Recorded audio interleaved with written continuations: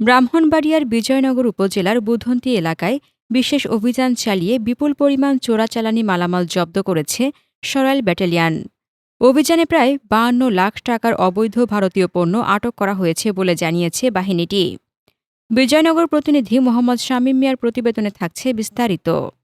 BGB সূত্রে জানা গেছে, শুক্রবার ভোররাত আনুমানিক ১টা ৩০ মিনিটে সরাইল ব্যাটালিয়নের অধীনস্থ ব্রাহ্মণবাড়িয়া ট্রানজিট ক্যাম্পের একটি বিশেষ টহল দল গোপন সংবাদের ভিত্তিতে এ অভিযান চালায়। বিজয়নগর উপজেলার সীমান্তবর্তী বুধন্তি এলাকায় সীমান্ত পিলার ২০০১ এমপি হতে প্রায় ৫ কিলোমিটার বাংলাদেশের অভ্যন্তরে এ অভিযান পরিচালিত হয়।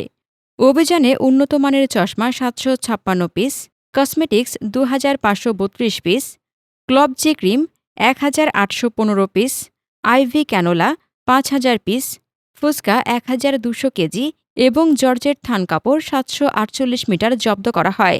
এসব মালামালের আনুমানিক বাজার মূল্য ৫২,৪২,২৫০ টাকা।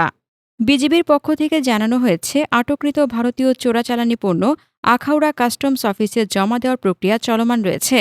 সরাইল ব্যাটালিয়নের পক্ষ থেকে আরও জানানো হয়, ব্রাহ্মণবাড়িয়া সীমান্ত দিয়ে যাতে কোনো ধরনের চোরাচালানি পণ্য বাংলাদেশে প্রবেশ করতে না পারে সে লক্ষ্যে নিয়মিত অভিযান পরিচালনা করছে বিজিবি এবং এই ধরনের অভিযান ভবিষ্যতেও চলমান থাকবে।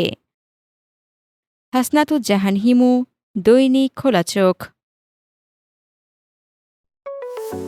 আপনার স্বপ্নের যাত্রা হোক ফ্লাই ইনফিনিটির সাথে।